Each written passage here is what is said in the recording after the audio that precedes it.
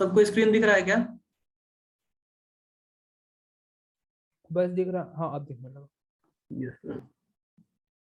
चलिए, अरे यार पार्टिसिपेंट्स भी तो देखना पड़ेगा ना हमको। बहुत दिक्कत है यार जूम में, हमको इसका कोर्स करना पड़ेगा, अलग से लग रहा है। हम सिखा देंगे सर। पैसा भी लोगे? हम सिखाएंगे सर, बस 1 प्लेट बिरयानी। इतना नहीं बोलना था। ठीक है, चलिए चैप्टर 2 स्टार्ट करते हैं। हमको पता है बहुत लोग के मन में चल रहा होगा कि ये आदमी हम लोग से प्रॉमिस किया था कि लॉ पढ़ाएगा, लेकिन अब मुकर गया। तो हम पढ़ाने वाले हैं। शुरू से हाँ? शुरू कीजिए, मतलब आप कुछ बोल रहे थे, आपका आवाज गया बीच में।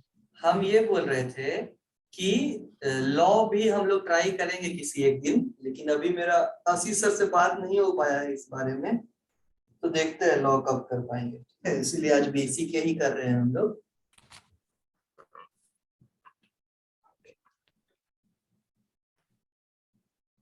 तो लेट्स गो।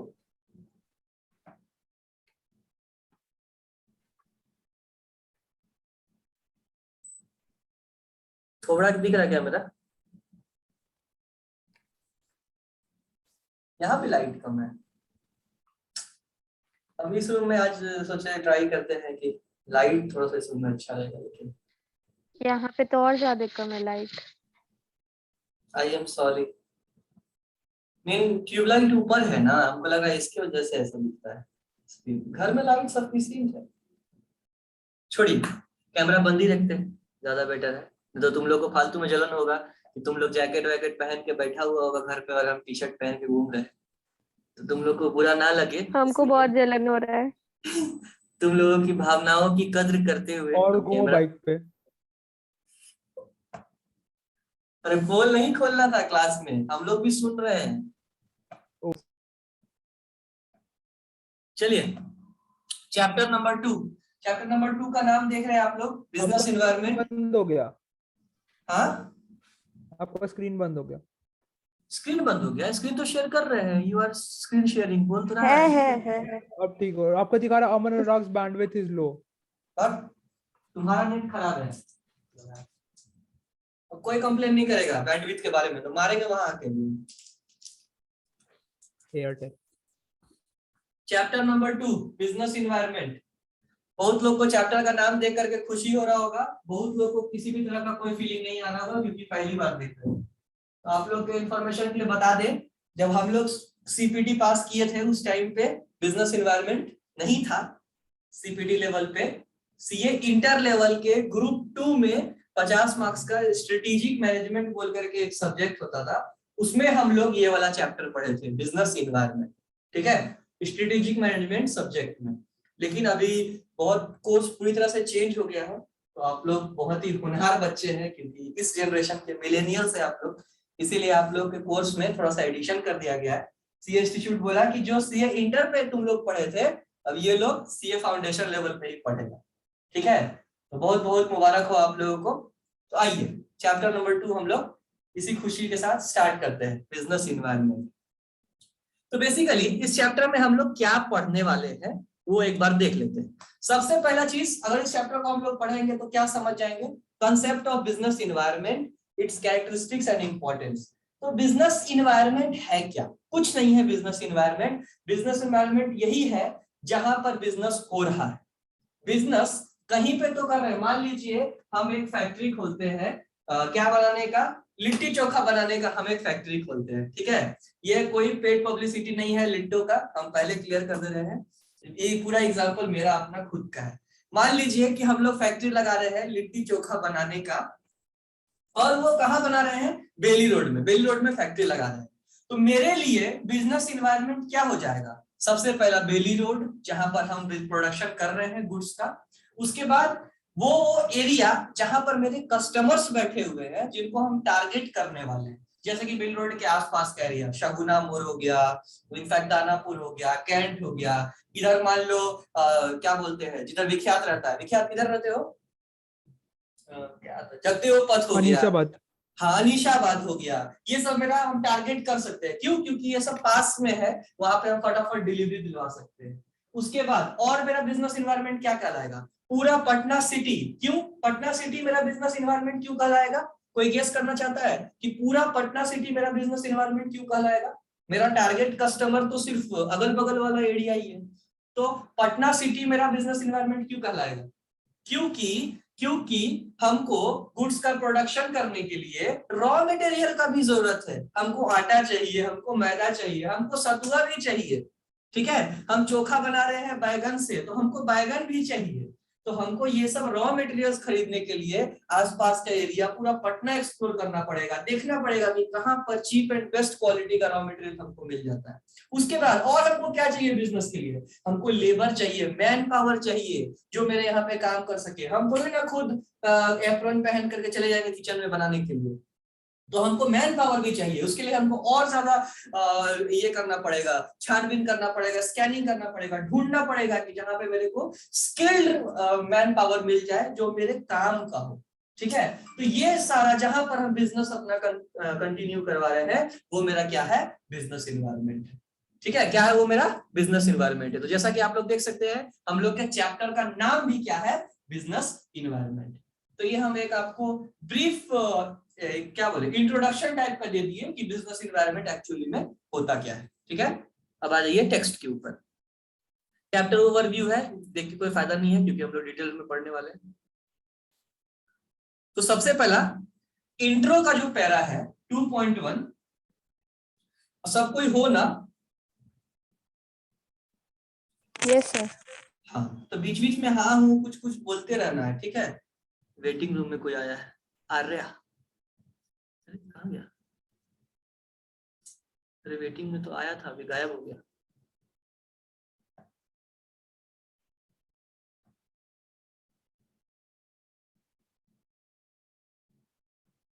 क्या करें, किधर से उसको ये करें? वापस रिक्वेस्ट भेजिएगा, छोड़िए ना। अच्छा, रिक्वेस्ट हट जाता है क्या?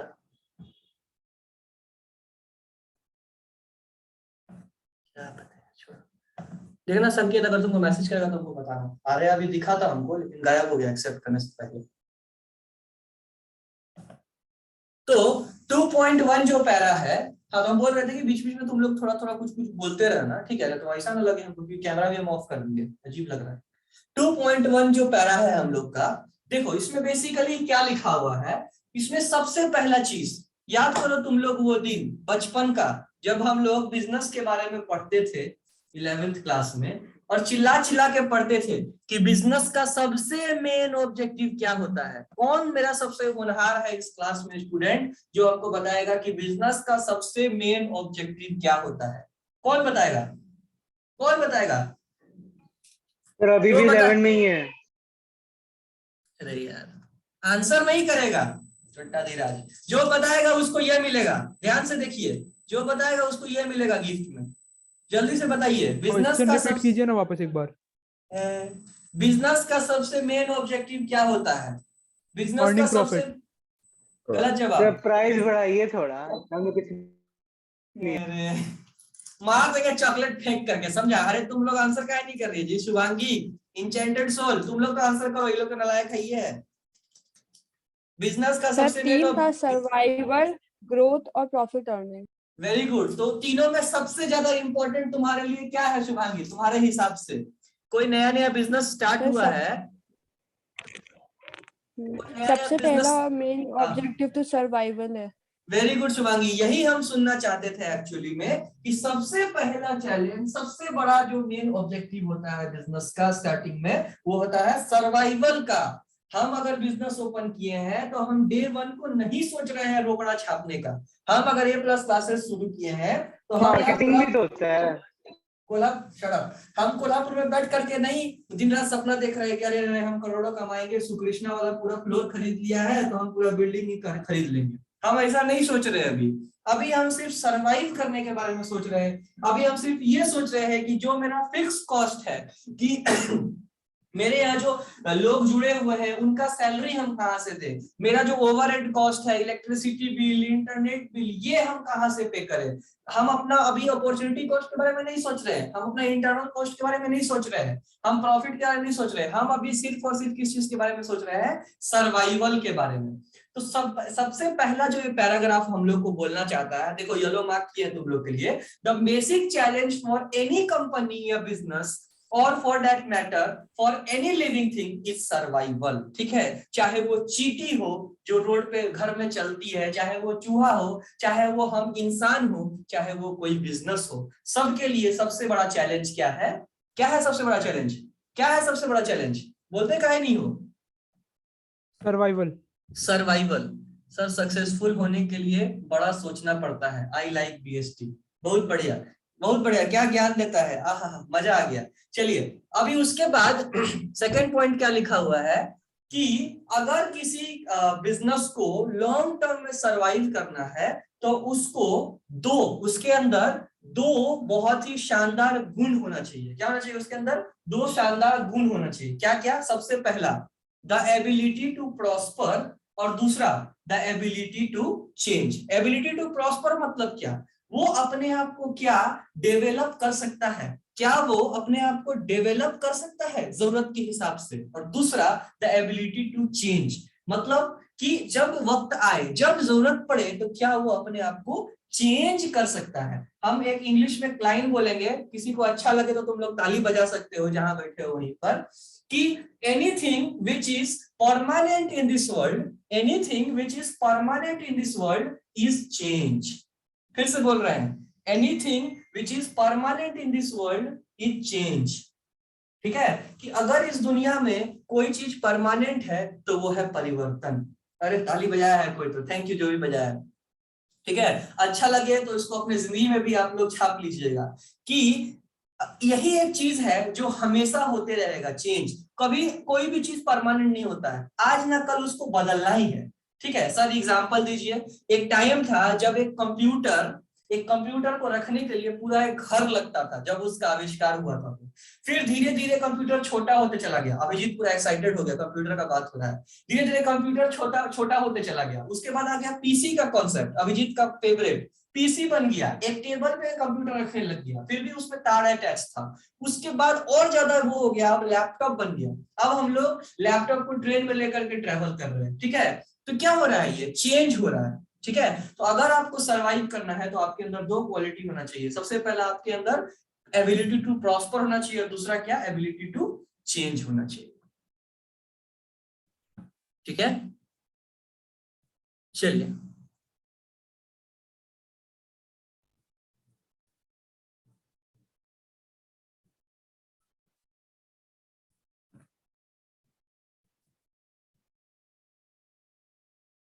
आइए 2.2 के ऊपर। आज कितना सबको शांत का है, कोई कुछ बोल का ही नहीं रहा है पीछे।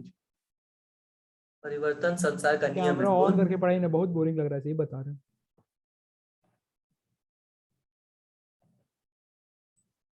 इसे बेइज्जती करता है ना, कुछ बोलने का भी मन नहीं करता उसका।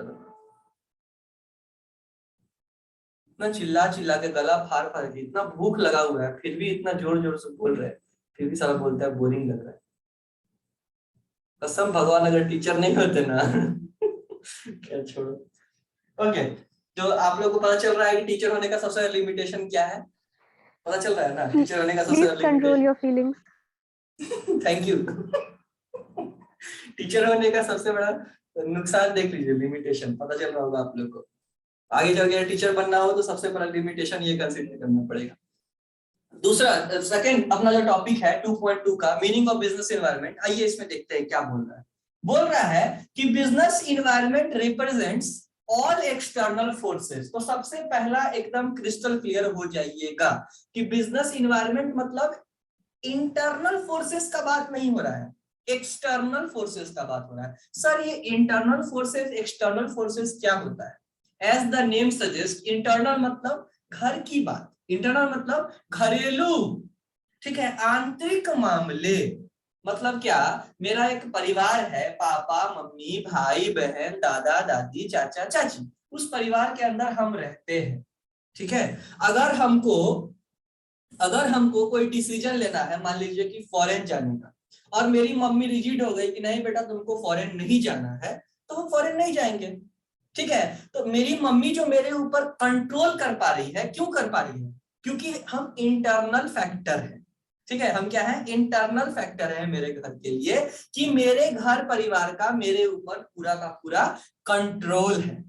ठीक है, अब थोड़ा सा एक्सटर्नल एनवायरनमेंट क्या होता है समझने की कोशिश करते हैं। अब क्या हुआ कि मेरा होने वाला है इंगेजमेंट, कोई सीटी नहीं बजाएगा, हाइपोथेटिकल एग्जांपल। ठीक है, अब क्या हुआ, मेरा होने वाला है Congratulations.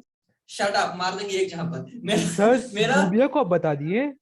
अरे नहीं बताया Oh my उसको, God. गजब वाले किसी को नहीं बताया। ठीक है, मेरा होने वाला है इंगेजमेंट। ठीक है, अब वो मुझे आने कहना चाहिए वाली तुमको सेम इनवाइट नहीं होने दीजिएगा। नहीं, नहीं बताएंगे जुबिया को। नहीं ठीक नहीं है, नहीं नहीं नहीं। अभी चुप रहो। अब क्या हुआ, अब आने वाली है नई मैडम। ठीक है, अब नई मैडम जो आने वाली है वो बोल रही हैं कि भैया हमको रात में करना है जॉब। क्या करना है हमको रात में जॉब करना है, मेरा नाइट शिफ्ट वाला जॉब है, दिन में नहीं। अमेरिकन कंपनी में हम काम करते हैं, ठीक है, डेल वेल में हम काम करते हैं, मेरा नाइट शिफ्ट है। अब मेरी मम्मी हो गई रिजिड कि नहीं हम काम करने ही नहीं देंगे। तो क्या मेरी मम्मी मेरी मैडम को रोक सकती है जॉब करने से? अगर रोक पा रही है तो वो इंटरनल प्रैक्टिकली देखा जाए तो यस रोक सकती हैं। शट अप नहीं रोक सकती है। ठीक है, मेरी मम्मी नहीं रोक सकती है क्यों उसको। क्यों नहीं रोकेंगी वो? क्योंकि एक्सटर्नल एनवायरनमेंट है, उसके ऊपर मम्मी का नहीं जोर चलने वाला है। मेरे ऊपर जोर चल सकता है मम्मी का, उसके ऊपर नहीं चल सकता है। ठीक है, कोई रिकॉर्ड नहीं करना ये सब चीज। ठीक है, मम्मी देख लेगी तो पहले मम्मी को एक्सटर्नल बना देंगे, बोले निकल जाओ मेरे घर से। आप तो क्यों रिकॉर्ड कर रहे हैं? कहने का मतलब एक्सटर्नल एनवायरनमेंट वो होता है जिसके ऊपर बिजनेस का जोर नहीं चलता है, जिसके ऊपर बिजनेस का जोर नहीं चलता है, बिजनेस चाह करके भी उसको कंट्रोल नहीं कर सकता है। और इंटरनल एनवायरनमेंट मतलब जिसको बिजनेस कंट्रोल कर सकता है। For example employees. ठीक है, एम्प्लॉइज को बिजनेस आप समझ सकते हैं क्यों कंट्रोल कर सकता है, क्योंकि एम्प्लॉइज को वो सैलरी देता है। ठीक है, लेकिन सप्लायर्स जिनसे हम रॉ मटेरियल परचेज करते हैं, क्या रॉ मटेरियल्स परचेज करने वाले सप्लायर्स को कंट्रोल कर सकते हैं? सप्लायर बोल रहा है कि तुमको 100 रुपए लीटर ही हम दे पाएंगे ऑयल, तो हम उसको बोलेंगे सुनो 50 रुपए में देना है, दो नहीं तो निकलो। तो वो क्या बोलेगा? वो बोलेगा एक काम करो तुम ही निकल जाओ। ठीक है, और देखते हैं तुम अपना बिना रॉ मटेरियल का कैसे बिजनेस चला लेते हो। ठीक है, तो एक्सटर्नल एनवायरनमेंट और इंटरनल एनवायरनमेंट में फर्क आप लोगों को समझ में आ गया होगा। तो बिजनेस एनवायरनमेंट में क्या होता है, जनरली बिजनेस एनवायरनमेंट में एक्सटर्नल फोर्सेस होते हैं, एक्सटर्नल फैक्टर्स होते हैं जिनको बेसिकली बिजनेस कंट्रोल नहीं कर सकता है। ठीक है, तो बोल रहा है कि business environment represents all external forces, factors और conditions, forces, factors or conditions that exert some degree of impact on the business decision, strategies and action taken by the firm. ऐसे business factors जिनका business के decision making के ऊपर effect आता है, ऐसे business factors जिनका बिजनेस के डिसीजन मेकिंग के ऊपर इफेक्ट आता है।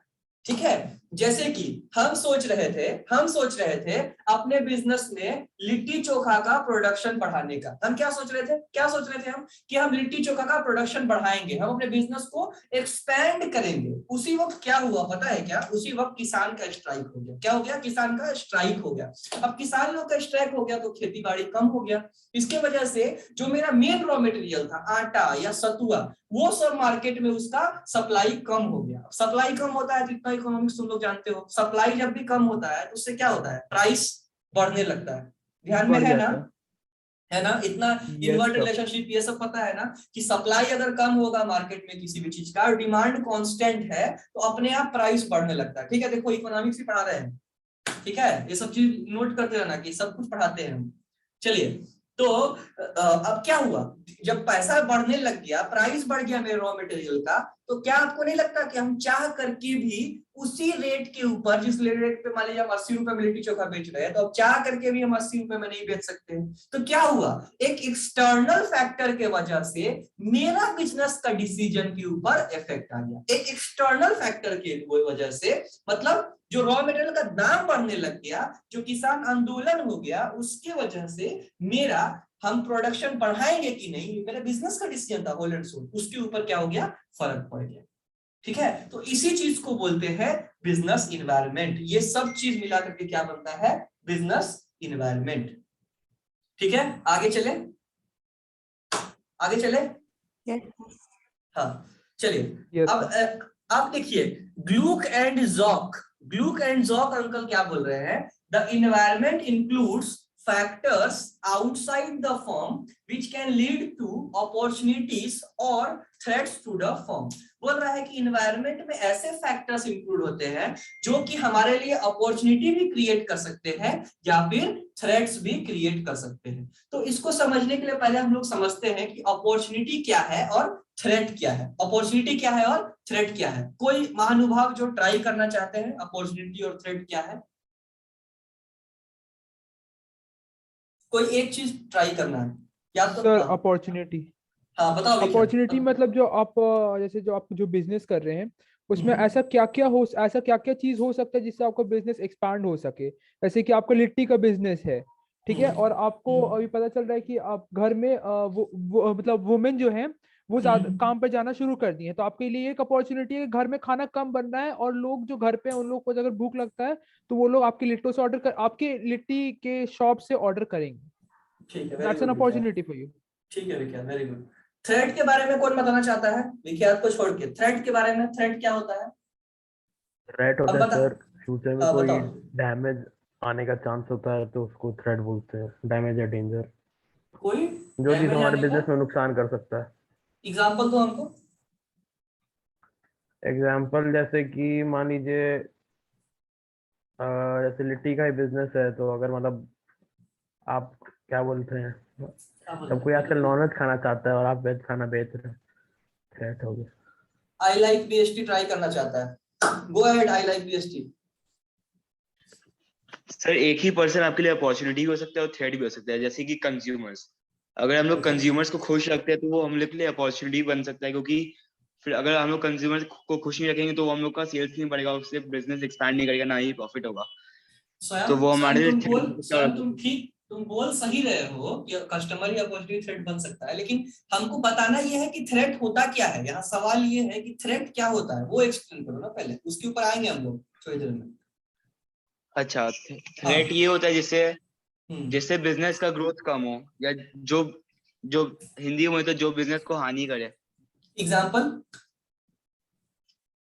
एग्जाम्पल जैसे अगर कंज्यूमर को आपका प्रोडक्ट अच्छा नहीं लगा, या आपका सप्लायर से लड़ाई हो गया, तो फिर वो बिजनेस में थ्रेट हो जाएगा, क्योंकि आपको स्टेशन का सप्लाई दाम नहीं कम होना। होगी।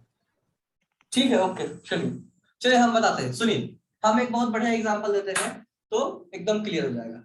क्या हुआ? पेट्रोल का दाम मोदी जी अचानक से बढ़ाने लग गए। मोदी जी अचानक से पेट्रोल का दाम बढ़ाने लग गए, पता नहीं क्या है। हमको लगता है इसका मेन कारण ये था कि लॉकडाउन होने की वजह से कंट्री के जीडीपी के ऊपर बहुत बड़ा हिट आया, ठीक है, क्योंकि सारे सेक्टर्स बहुत ज्यादा प्रभावित थे, जैसे कि ट्रैवल इंडस्ट्री, जैसे कि फिटनेस इंडस्ट्री, बहुत सारे इंडस्ट्री, मोटा मोटी सारे इंडस्ट्रीज ही हिट हो गए। एक दो इंडस्ट्रीज को छोड़ के, फार्मा और एफएमसीजी ये सब को छोड़ के सारे इंडस्ट्रीज के ऊपर बहुत बड़ा हिट आया, ठीक है। तो अब गवर्नमेंट का इंडस्ट्रीज के ऊपर हिट आने से किस चीज के ऊपर फर्क पड़ता है? मतलब अगर किसी इंडस्ट्री पे हिट होगा, किसी इंडस्ट्रीज को नुकसान होगा, तो उससे गवर्नमेंट को नुकसान कैसे होगा? अगर कोई इसका आंसर दे देगा वो मेरा फेवरेट बन जाएगा आज के क्लास के लिए, और उसको हम चॉकलेट भी देंगे। जल्दी बताओ। अबे ये कहाँ हो गया? सर क्या है क्वेश्चन? अरे स्कैम हो गया मेरे साथ। कसम। जानते हो तुम लोग क्या हुआ? चॉकलेट को ना, ये चॉकलेट को ना हम चार्जर के सॉकेट के ऊपर रख दिए थे, पूरा गल गया, देखो गल गया पूरा। ये भगवान। इलेक्ट्रिसिटी कॉजेज हीट, क्लास अरे 10 फिजिक्स। ये तो पता था, अप्लाई नहीं किए थे ना कभी। हम उम्मीद नहीं की थी कि गल जाएगा, पूरा गल के लिक्विड बन गया चॉकलेट। हम कहीं किसी चॉकलेट कहाँ गया इसमें से? छोड़िए, चलिए ओके। तो हम बोल रहे थे कि हाँ, कौन बताएगा कि अगर इंडस्ट्रीज के ऊपर हिट आया है कोरोना की वजह से, इंडस्ट्रीज को नुकसान हुआ है, तो उससे गवर्नमेंट का नुकसान कैसे हो गया? जल्दी जल्दी जल्दी। क्योंकि अगर इंडस्ट्रीज को अगर हिट हुआ है तो आपका वो उसका प्रोडक्शन या कुछ भी उसका अर्निंग कम होगा तो सरकार के पास टैक्स कम जाएगा वेरी इनडायरेक्टली गुड विख्यात, और सरकार बस का लॉस यू मेड नहीं। योर पॉइंट, वेरी गुड, बस इतना ही सुनना था। कहने का मतलब कि इंडस्ट्री जब अच्छा करती है तो गवर्नमेंट को टैक्स ज्यादा मिलता है, ठीक है। तो गवर्नमेंट को टैक्स क्यों चाहिए? ताकि गवर्नमेंट डेवलपमेंट वगैरह काम कर सके, सरकारी खजाना में पैसा आएगा कहां से, ठीक है। तो ये सब इंडस्ट्रीज हिट होने की वजह से गवर्नमेंट को रेवेन्यू के ऊपर नुकसान हो रहा था, इसीलिए गवर्नमेंट देखी कि पेट्रोल ही ऐसा चीज है जिसके ऊपर मतलब लोग तो यूज करेंगे ही करेंगे, पेट्रोल के बिना गाड़ी चल ही नहीं सकती। तो गवर्नमेंट क्या किया, अपने रेवेन्यू बढ़ाने के लिए पेट्रोल का दाम बढ़ा दिया, ठीक है। क्योंकि क्रूड ऑयल का दाम तो कुछ खास बढ़ा नहीं था, वो तो कम ही है। टैक्स बढ़ाने की वजह से प्राइस इंक्रीज करने लग गया। अब क्या हुआ, ओला एक कंपनी है, ठीक है, तुम लोग नाम जानते हो ओला का। ओला देखा कि पेट्रोल का प्राइस बढ़ रहा है, मतलब लोग अब पेट्रोल की गाड़ियां यूज करना से थोड़ा सा परहेज कर रहे हैं, कतरा रहे हैं। तुरंत ओला क्या किया, अपना इलेक्ट्रॉनिक स्कूटी लॉन्च कर दिया। ये लो इलेक्ट्रॉनिक स्कूटी। ओला के लिए पूरा लाइन लग गया मार्केट में, सब कोई एडवांस में बुकिंग करवा रहा है इलेक्ट्रिक स्कूटी का, पूरा स्टाइलिश एकदम धांसू टाइप का इलेक्ट्रॉनिक स्कूटी ले आया। ये है अपॉर्चुनिटी। ये क्या है, अपॉर्चुनिटी। ओला देखा कि इस इमर्जिंग मार्केट में पेट्रोल का प्राइस बढ़ने से लोग क्या होंगे, अब पेट्रोल बाइक छोड़ करके इलेक्ट्रॉनिक बाइक की तरफ उनका रुझान जाएगा। कस्टमर बेस पेट्रोल प्राइस छोड़ के अब इलेक्ट्रॉनिक बाइक के ऊपर जाएंगे। तो उस चीज को ग्रैब करने के लिए ओला आगे आया। इसी चीज को बोलते हैं अपॉर्चुनिटी। इस चीज को क्या बोलते हैं, अपॉर्चुनिटी। मेरा सबसे पहला सवाल, क्या इस अपॉर्चुनिटी को ओला कंट्रोल कर सकता था? कि अगर ओला चाहे कि ये अपॉर्चुनिटी आज ना आके 6 महीना बाद आए, क्या ये चीज को ओला कंट्रोल कर सकता था? यस और नो? नो सर, नहीं कंट्रोल कर सकता था। दैट मीन्स कि it is an which environment? क्या इन्वायरमेंट हो गया ये? It is an external. Very good, external environment हो गया, ठीक है। हम तुमको क्या एग्जांपल दे रहे हैं, ये एक्सटर्नल इन्वायरमेंट का एक्सटर्नल फैक्टर हो गया। क्यों? क्योंकि इसको हम लोग कंट्रोल नहीं कर सकते, ठीक है। अपॉर्चुनिटी क्लियर हो गया। अब थ्रेट के ऊपर आ जाओ। जैसे ही ओला का गाड़ी के लिए लाइन लगने लग गया, सब कोई नंबर में न्यूज में आने लग गया कि ओला का 6 महीने का बुकिंग्स हो गया है बाइक का। तुरंत क्या हुआ, क्रॉम्पटन ग्रिप्स नाम सुने हो, जो फैन बनाती है, वो क्या की एम्पियर नाम से एक कंपनी लॉन्च की और उससे सस्ता ई बाइक मार्केट में उतार दी। उसके अलावा कुछ लोकल झंडू मैन्युफैक्चरर्स जो बैटरी का काम में बिजी थे, वो लोग भी क्या किए, सामान खरीदे, असेंबल की और सस्ता इलेक्ट्रॉनिक बाइक उतार दिए, ठीक है। हीरो बोला कि हम भी लेकर के आएंगे अपना इलेक्ट्रॉनिक बाइक। तो अब बहुत सारे कॉम्पिटिटर्स मार्केट को देखने लग गए और कोशिश करने लग गए कि ओला अगर 1.25 लाख रुपया में 80 किलोमीटर का माइलेज दे रहा है तो हम 80,000 में ही 80 किलोमीटर का माइलेज देने लग जाएंगे। तो क्या ओला कंट्रोल कर सकता है? क्या ओला क्रॉम्पटन ग्रिप्स को जाके बोल सकता है कि प्लीज भाई 6 महीना बर्दाश्त कर, 6 महीना हमको बेच लेने दे मेरा बाइक, 6 महीना के बाद तुम आ जाना? क्या ओला ऐसा कर सकता है? नहीं कर सकता है। और ये भी क्लियर है कि अगर वो लोग आते हैं मार्केट में तो निश्चित है कि ओला का कुछ तो डिमांड जो है उसको डैमेज करेंगे। 10 में से 3 आदमी हो सकता है कि ओला ही खरीदे, लेकिन बाकी के 7 लोग सोचेंगे जरूर कि अरे वो कंपनी भी देख लेते हैं ना, हीरो भी ला रहा है, हीरो भी देख लेते हैं ना। कंपेयर जरूर करेंगे लोग परचेस करने से, वैल्यू फॉर मनी जरूर ढूंढने जाएंगे। तो ये क्या हो गया, मेरे ओला बिजनेस के लिए थ्रेट हो गया। क्या हो गया? ये थ्रेट हो गया। तो एकदम क्लियरली समझ में आया क्या कि अपॉर्चुनिटी क्या होता है और थ्रेट क्या होता है? Both are external factors which cannot be controlled by business organization. Both are external factors which cannot be controlled by business organization. ठीक है। अपॉर्चुनिटी के केस में बिजनेस कोशिश करता है उसको पूरी तरह से एक्सप्लॉइट करने के लिए, ताकि वो क्या कर सके, अपने कॉम्पिटिटर्स के ऊपर कॉम्पिटिटिव एज हासिल कर सके, अपने कंप्यूटर से आगे निकल सके उस अपॉर्चुनिटी को यूज करके। और थ्रेट क्या होता है? थ्रेट एक तरह का वल्नरेबिलिटी क्रिएट करता है, किसके लिए? ऑर्गेनाइजेशन के लिए। उसके ऊपर एक क्या बोले, तलवार लटका जाता है कि अगर आप इसके साथ टैकल नहीं करोगे तो आपको बहुत ज्यादा ये नुकसान दे सकता है। ठीक है, तो आगे चले। Yes sir.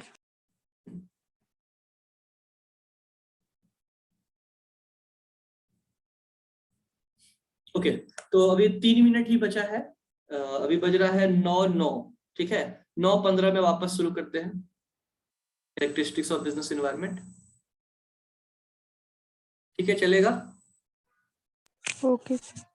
हाँ, तो 9:15 प्लीज लेट मत होइएगा आप लोग। 9:15। Okay sir.